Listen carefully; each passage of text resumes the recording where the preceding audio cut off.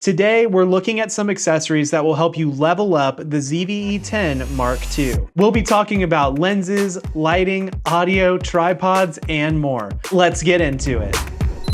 One of the first things you can choose to upgrade about this camera is the actual lens. The kit lens that it comes with simply is just not the best out there. It's not bad, but it's not that great either, especially for vlogging. As you guys can see, it's just a bit too close, especially when you use active stabilization. It's gonna crop in a little bit. The footage will be smoother, which is good, but in my opinion, it's just a little bit too close for comfort for vlogging. So what I would recommend doing instead is checking out the Sony 11mm 1.8 lens. This lens is still nice, small, and compact. It's a prime lens, so there is no zooming, but it's quite a bit wider, and it's a 1.8 aperture, which is going to give you a lot more light, so it'll be better in low light conditions. So let's go ahead and switch over to this camera for a second. And boom, you can see that it is quite a bit wider than the kit lens. And to me, this is a lot better angle for vlogging style content, but this is not the only lens I'd recommend checking out. I'd also recommend checking out the Sigma 16mm 1.4. This lens is what I would recommend if you're going to be doing talking head style videos in a home office or studio. If you're doing live streams, stuff like that, it's going to give you more depth and it's really sharp. It just looks fantastic. But with that said, I definitely would get the kit lens because if you buy it with the combo, it's only $100, and so you're gonna get a nice versatile range, especially for shooting stuff like outside and all that. Those would be my lens recommendations, but let's go ahead and take a look at our next item, tripods. So these are the tripods that I actually use here in the studio, and I really like them a lot. They're nice and minimal, and they really just get the job done. The main selling point of them and the reason why I recommend them is because they are fluid head, which means you can get really nice, smooth pan and tilt shots with these tripods. Another feature of these tripods that I like is the legs actually can lock at different points along the mid pole, which means you can kind of like set up the tripod and lock it in tighter spaces, which is really handy. And let me show you guys, I'm actually doing that right now with this main camera here. So if I switch over to this, you guys can see I've got this tripod in the corner. I've got these little, legs kind of center locked there to make the whole base smaller, because if this was down, these legs would be kind of coming out wider, and they get decently tall. They're not like the tallest ever, but they get the job done. I'll go ahead and just show you guys real quick how they look. There we go. So as you guys can see, tripod. But there is another type of tripod that I'll use when I'm traveling out and about, and that is this tripod right here. So this is what I would call my travel tripod. It's a lot smaller, it's lightweight, even has this little carrying handle.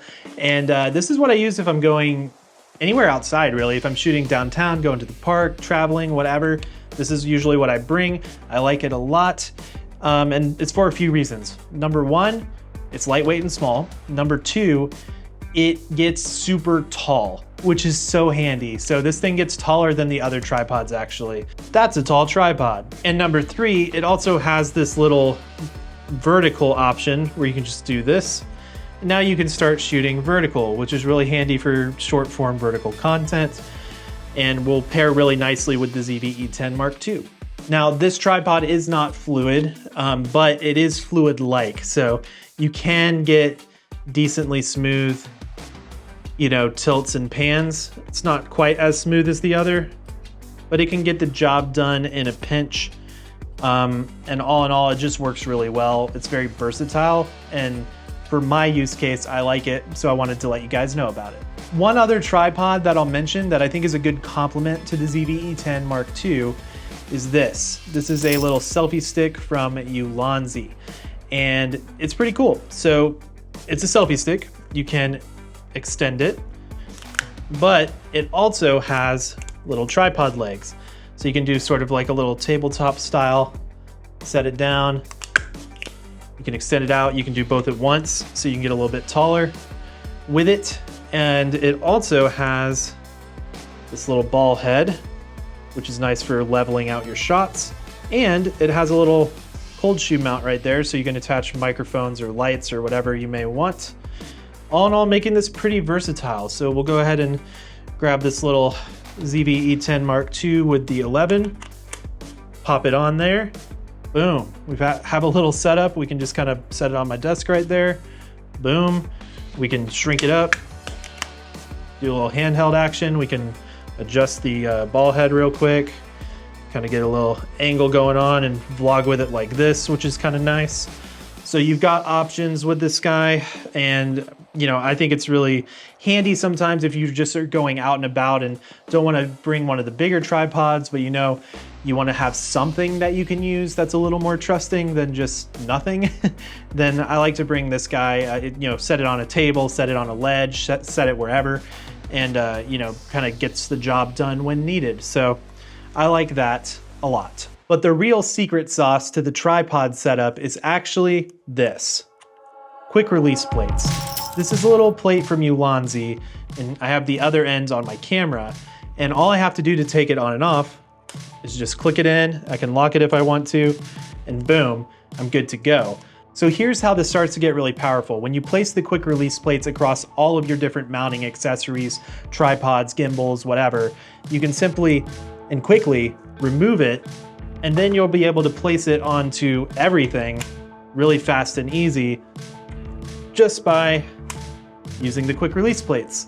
So it's really handy to have this type of a system, and I would highly recommend it for just streamlining your workflow and never having to mess with a screw in the middle of shooting. One of the best things that you can invest in to pair with this camera is going to be a nice light to light yourself while you're filming. And one of my top recommendations for new creators is actually this light over here. Let me show you guys. So this is the Mount Dog Softbox Kit, and it is a really nice little setup. It's around 50 bucks, and it comes with, you know, the light itself, which you guys can see in here. It comes with the softbox, it comes with a light stand, and it even comes with this remote control, which is really where the value starts to come in. So not only does this light just pop on, but I can actually do different stuff like change the color temperature with this remote control, which is super cool. And I can dim it as well. So I can change the brightness levels, you know, just get it back to where it was. And ultimately, this works really well as a key light. Let me go ahead and show you guys here. Boom. This light is now lighting me. It's looking really good. Got that kind of, you know, softer effect with the shadow roll off. And if I go ahead and just turn this off, as you guys can see, it's just not looking quite as good. Boom, back on. It's really doing a lot. And again, I can kind of finesse the settings a little bit if I want to change my brightness or just have a little bit. Boom, a lot, boom. Really easy to use. So I would definitely recommend looking into that light if you're wanting to level up the quality of your content. Moving beyond lighting and the visual side of content, you'll also want to consider leveling up the audio with some cool accessories for this camera. Now, this camera is interesting because the built-in mics on it are not the worst. They're actually pretty decent, but in my opinion, they could be improved. And that's why I want to recommend these audio accessories to you, starting with what I'm using right now, which is clipped here to my shirt. This is the DJI Mic 2. And I'll go ahead and show you guys this as well. I actually have the receiver attached to my other Sony camera over here, so you guys can kind of see that. But the cool thing about this camera right here is this. It's the multi-interface shoe, which means you can attach different accessories, including microphones, to the top of this camera. And as you guys can see over here, I actually have this receiver from DJI connected straight up to the camera via the multi-interface shoe. And you can do the exact same thing with this camera. I can just pop the receiver on here and boom, everything's connected and good to go. And the reason this is really good is because, as you guys can see, I'm stepping away from the camera right now, but you guys can still hear me. And it's because my audio is coming from this microphone right here. So no matter where I am in the room, what direction I'm facing, or anything like that, you guys can still hear me nice and clear. And you can actually get a kit with this that comes with multiple microphones, so it could be you and a guest. It's a really good little setup. One of my top recommendations for wireless microphones. And I think it pairs really nice with the ZV-E10 Mark II. But if wireless is not your thing, or if you want to consider doing a shotgun style microphone, I'll give you that recommendation as well, which we'll go find that right over here. Boom. This is the Sony ECM M1 microphone. And this guy is awesome because it's actually 8 microphones in one. So it has 8 different pickup patterns. I have a full review all about this microphone, but I really do enjoy it a lot. And because it has that multi-interface shoe on top of this camera, I can simply just attach it like that and boom, it is connected. It is working right now. And this is just gonna give you a little bit better quality. Let me give you a quick example. All right, so right now I am using the internal microphone on this camera. This is what the internal mics sound like, but I'm gonna go ahead and switch it to this Sony mic. And now we are on the Sony mic. It's probably sounding a little bit more full, a little less, kind of tinny sounding. And that's one of the reasons I like this. But one of the benefits of the internal microphones is that you have front, back, and omnidirectional pickup patterns. But the cool thing with this microphone is you can still have that. So right now I'm talking to the front of the mic, but if I switch this around and kind of point it over here at the camera so you guys can see me in the little monitor there, you can hear me still really well. And that's because I've got both front and back options engaged. And there's a lot more options that I can do, as you guys can see here. I can do omnidirectional, I can do super directional, and tons of different stuff. So all in all, this is a really cool little shotgun mic that you could add to the setup. It still keeps it super small. And I think this paired with that 11 really makes it a more just quality vlog setup.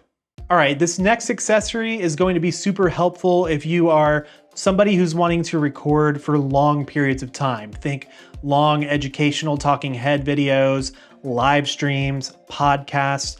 This accessory is going to be a game changer for you.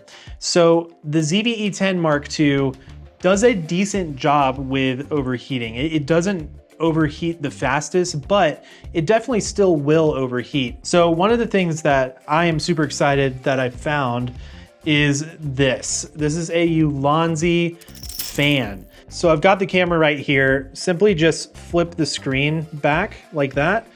And then this little spring mechanism kind of goes right in here. And boom, it attaches to the camera. It's not going anywhere. You don't have to do any like suction cups or anything like that. It's good, solid, boom. So once it's attached to the camera, I can go ahead and turn it on by just holding this button here. Got a nice little LED display. But the cool thing about it is it's got its own internal battery, so I can be fully mobile with it. I would say it probably lasts maybe an hour while it's on. But if you're needing to stream or do podcasting and stuff longer, the really nice thing is it has a USB-C port, so you can just hard plug the fan and you've got basically unlimited, shooting because it's not going to overheat. So if you hard plug the fan and hard plug the camera, you're rocking and you can just go forever, which is awesome, or until you need a new SD card or whatever. But in my tests, I've had this thing going for over 3 hours, and it's been fine. Camera was still at 100, fan was cooling it down, so when I was done, it wasn't even hot. And because the fan was hard plugged, it was still charged at the end of it too. So really cool little setup. Would highly recommend if you're looking into doing some long form style content with the ZV-E10 Mark II. It basically kind of gives you a little bit of a feel of having like an FX30, which has a built-in fan because it's the same sensor. So really cool little hack to level up your camera. And of course, you need to have some quality memory cards to be able to, operate this camera at its fullest capabilities. So I would recommend getting something like this. This is a Angelbird card. It's a V90 card. And basically what that means is you can take advantage of all the different quality aspects of this camera and not have any issues, because this can do 10-bit, 422, 4K 60, all of that good stuff. And in order to get the best quality out of it, you're gonna need something like this, which is a V90 card. They're just faster, they work really good. I found this Angel Bird one to work well. Pro grade ones work good too. I'll link both in the description below. But yeah, I've been enjoying the Angel Bird one and it's been working really well for me. I haven't had any issues. So I wanted to recommend that because, you know, you may just be trying to use one of your older SD cards from the ZV-E10 or something, and you may be like, why can't I do certain things? Well, you'll just have to upgrade the card. So that is my recommendation for that. And the last accessory that I'd recommend pairing with the ZV-E10 Mark II is going to be a shameless plug from today's sponsor, me. I've been running my own business full-time for 10 years, doing creative photo video work. Throughout the course of my career, I've developed my style, and I'm super excited to announce that you guys can now have that style. I'm releasing presets and LUTs. They're live on my shop right now for the first time ever, and I think that they're gonna be a great accessory to pair with the ZV-E10 Mark II. The preset and LUT packages also come with an exclusive color grading tutorial where I'll show you step-by-step how I approach my color grades. So if you're into, you know, the look that I have in my content, this is kind of the secret sauce to help you get it. And I think they'll be great accessories to pair with the ZV-E10 Mark II. I've tried to stay concise going through all of these items, but there are a few of them that I've decided to make dedicated videos for. So if you're interested in checking them out, you can do so here. Thanks so much for watching, and as always, stay creative. Peace!